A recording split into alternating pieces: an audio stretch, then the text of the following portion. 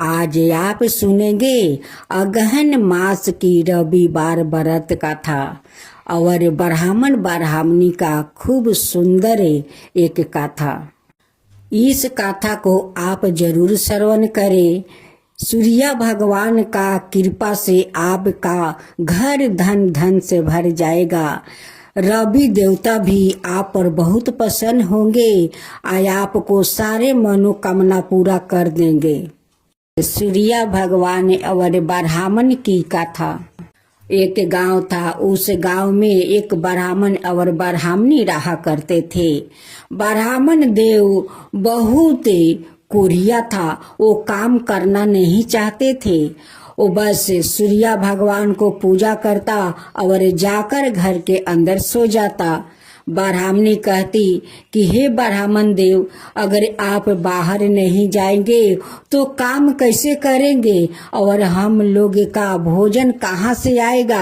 आप बाहर निकलेंगे तभी तो काम मिलेगा, तभी तो आप काम करेंगे, तभी तो हम लोग का पेट भरेगा। आप बाहर नहीं निकलेंगे तो काम कहाँ से मिलेगा। आप जाइए बाहर, कुछ काम ढूंढ कर लीजिएगा। ब्राह्मणी ब्राह्मण को कहते कहते थक गई थी। एक दिन उनकी बहुत मन में दुख था। वो कहती है कि हे ब्राह्मण देव, अगर आप कोई काम नहीं करेंगे, आप काम नहीं करना चाहते हैं तो एक काम कीजिए। जो तालाब में आप रोज जाकर स्नान करते हैं, सूर्य भगवान को अर्घ देते हैं, चलिए हम दोनों चलकर उसी तालाब में अपना प्राण त्याग देते हैं। नहीं हम लोग रहेंगे और नहीं आपको काम करना पड़ेगा। चलिए उस तालाब में चलकर हम लोग डुबकी लगा देते हैं और अपना प्राण को त्याग देते हैं। ये बात सुनकर ब्राह्मण को बहुत दुख लगा। बस ब्राह्मण देव उठे, कमंडल लिया, एक पोटली लिया और अपना मुंह ढाक करे वो निकल पड़े। अब गांव को लोग देख कर कहने लगे कि देखो देखो ब्राह्मण देव अपना मुंह ढाक कर ना जाने कहाँ जा रहे हैं। ब्राह्मण देव को गांव वालों से बहुत शर्मिंदा होना पड़ा। वो अपना मुंह ढाक करे वो सीधे जंगल के तरफ चल पड़े। जात जात देखा एक छोटा सा तालाब है, एक पीपल का पेड़ है। वो वृक्ष वो सूख गया था। तालाब में थोड़ा सा जल था। ब्राह्मण देव उसी पीपल का पेड़ के पास जाकर रहने लगे और उसी तालाब से कमंडल में जल लिया कर वो सूर्य भगवान को जल का अर्घ देने लगे। वो जल वहां से पीपल का वो शिखर से होकर उस तालाब में जाता है। जैसे जैसे ब्राह्मण देव और सूर्य भगवान को जल को अर्घ देते थे, वैसे वैसे पीपल का पेड़ हरा होते जाते थे। देखते देखते पीपल का पेड़ तो हरा भरा हो गया। तालाब जल से भर गया। पानी एकदम पुलिसकार हो गया। उसमें सूर्य भगवान को छवि देखने लगा। सूर्य भगवान को उस ब्राह्मण का श्रद्धा भक्ति देख कर सूर्य भगवान को उन पर दया आता है। सूर्य भगवान कहते हैं कि हे ब्राह्मण देव, मैं तुम पर बहुत प्रसन्न हूँ, तुम कुछ वरदान मुझसे मांग लो। जब ब्राह्मण इधर उधर देखते हैं तो कोई आदमी नहीं दिखाई देता है। ब्राह्मण देव कहते हैं कि ये आवाज कहाँ से आ रहा है। कोई तो यहाँ पर है नहीं, यहाँ पर एक पाखी पंछी नहीं है। ये आवाज कहाँ से आता है। इस आवाज को सुन सुन कर ब्राह्मण देव को अंदर में डर समा गया। ओ तब ब्राह्मण देव सुन सुन कर सुखाने लगे। कहते हैं कि इस पीपल का वृक्ष में लगता है कोई भूत पिशाच है, वो ही बोल रहा है। एक दिन ब्राह्मणी को मन नहीं माना। वो ब्राह्मण को ढूंढते ढूंढते उस जंगल में पहुंच जाती है जहां ब्राह्मण देव वो पीपल के वृक्ष के पास रहते थे। जब ब्राह्मणी को नजर पड़ा ब्राह्मण पर तो कहती है कि ब्राह्मण देव तो घर से निकला था, हाटा गाटा था। अब ब्राह्मण देव को क्या हो गया कि इतना दुबला पतला हो गया है।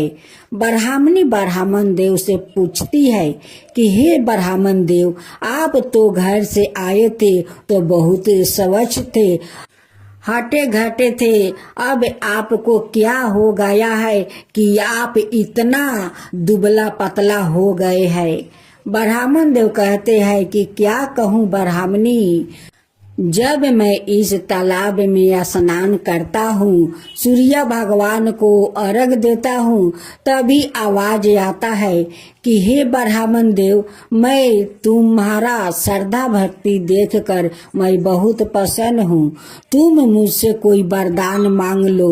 यही बात रोज सुनता हूँ, यही बात को सुन सुन कर मैं इतना दुबला पतला हो गया हूँ। लगता है कि इस पीपल का वृक्ष में कोई भूत पिचास है, वही ये बात बोल रहा है। ब्राह्मणी तो बहुत चालाक थी, वो झट देखकर समझ जाती है कि ये तो कोई भूत पिचास नहीं है, ये तो साक्षात सूर्य भगवान उन्हें वरदान देने को कह रहे हैं। ब्राह्मणी कहती है कि हे ब्राह्मण देव, वो कोई भूत पिचास नहीं है, वो तो साक्षात सूर्य भगवान है जो कि आपका श्रद्धा भक्ति देखकर आपको कुछ देना चाहते हैं, तो आप क्यों नहीं मांग लेते हैं। ब्राह्मण देव कहते हैं कि हे ब्राह्मणी, मुझे तो कुछ मांगना आता नहीं है, मैं कैसे मांग लूं।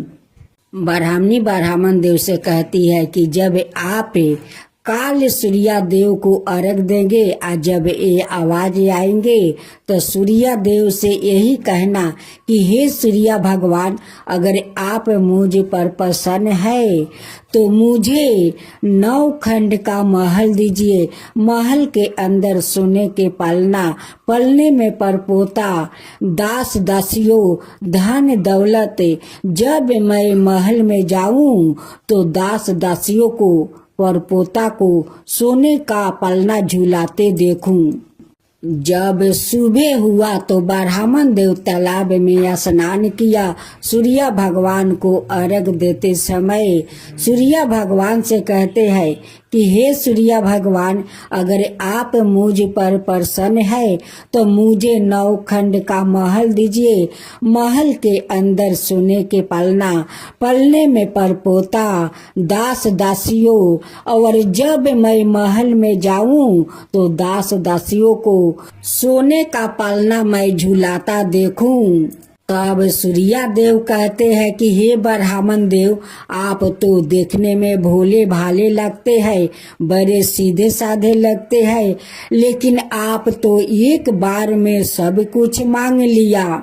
सूर्य भगवान कहते हैं कि ठीक है ब्राह्मण देव, जो आप मांगा है वो सब कुछ आपको मिल जाएगा। कहकर सूर्य भगवान अंतर ध्यान हो गए। जब ब्राह्मण देव अपना घर लौटते हैं तो जाकर देखते हैं कि झोपड़ी के जगह तो इतना बड़ा 9 खंड का महल है। अब तो ब्राह्मण देव पहचान नहीं पाते हैं। एक दासी उस महल से निकलती है, उस दासी से पूछते हैं कि अच्छा बहन बताओ, तो यहाँ पर एक टूटा सा खेर का घर था, उस घर में मेरी ब्राह्मणी रहती थी, वो ब्राह्मणी कहाँ गई। वो दासी कहती है कि मुझे पता नहीं। वैसे ही ब्राह्मणी उस महल से सजे धजे उस आभूषण में निकलती है। कहती है कि हे ब्राह्मण देव, ये आप का ही महल है, आप का ही ये भक्ति का फल है जो सूर्य देव आप पर प्रसन्न होकर ये 9 खंड का महल दिया है। ये सारे धन दौलत, ये सारे दास दास आप का ही भक्ति का फल है। सूर्या देव आप पर बहुत कृपा किया है कि आपको इतना सारे धन दौलत 9 खंड का महल दिया है। उसी गांव में एक राजा था। जब राजा का पता चला कि उस ब्राह्मण को रातारात्री 9 खंड का महल, इतना सारे दास दासी धन दौलत कहाँ से आया, राजा अपना नौकर से कहता है कि जाओ ब्राह्मण को बुला कर लाओ। नौकर आता है और कहते हैं कि हे ब्राह्मण देव, आपको महाराज जी बुलाया है। ब्राह्मण देव राजा को दरबार में जाते हैं। राजा कहते हैं कि हे ब्राह्मण देव, काल तो तुम्हारा घर में एक दाना भी नहीं था, रहने को घर भी नहीं था, और राताराती इतना बड़ा महल, इतना धन दौलत दास दासी, ये सारे कहाँ से आ गया? कहीं तुम चोरी डकैती तो नहीं किया, कहीं किसी को धन तो नहीं लूटा कि राताराती इतना बड़ा आदमी बन गया। तब ब्राह्मण देव हाथ जोड़कर कहते हैं कि नहीं महाराज, ये तो सूर्या भगवान का कृपा है। उन्हीं का कृपा से तो इस सारा धन दौलत महल है, उन्हीं के कृपा से तो सब कुछ हुआ है। तब राजा कहते हैं कि ऐसा बात है तो हे ब्राह्मण देव, मेरा तो कोई संतान नहीं है, इतना बड़ा महल तो है, धन दौलत है, सब कुछ मेरा पास है, लेकिन मेरा कोई संतान नहीं है। आप मुझे भी सूर्या भगवान को पूजा विधि बताइए, मैं भी करूं। ब्राह्मण देव कहते हैं कि हे राजा सुनिए, मैं बताता हूँ। आप रविवार के दिन उठ कर सुबह स्नान कीजिए, सूर्या भगवान को अर्घ दीजिए, उन्हें भोग लगाइए, एक समय आप भोजन कीजिए। आप पर सूर्या भगवान जरूर कृपा करेंगे। आपका महल में बच्चों को किलकारी जरूर गूंजेगा। उस राजा ने ब्राह्मण को कहे अनुसार ओ रविवार का श्रद्धा भक्ति से सूर्य भगवान को पूजा किया। कुछ दिन के बाद रानी गर्भवती हो जाती है। जब 9 महीना पूरा हो गया तो रानी खूब सुंदर एक पुत्र को जन्म देती है। अब तो राजा का महल में खुशी का ठिकाना नहीं है। बहुत सारा बधाइयाँ बाजने लगे, राजा बहुत सारा दान करने लगे। उस राजा ने सारे गांव में ढिढोरा पिटवा दिया कि आज से रविवार के दिन सभी ने स्त्री पुरुष सूर्या भगवान को श्रद्धा भक्ति से पूजा करे। सूर्या भगवान सभी को खुशियाँ भर देंगे। उस दिन से सारे गांव वालों हर रविवार को व्रत करने लगा। तो हे सूर्या भगवान, आप जैसे उस ब्राह्मण को धन दिया वैसे ही सबको देना।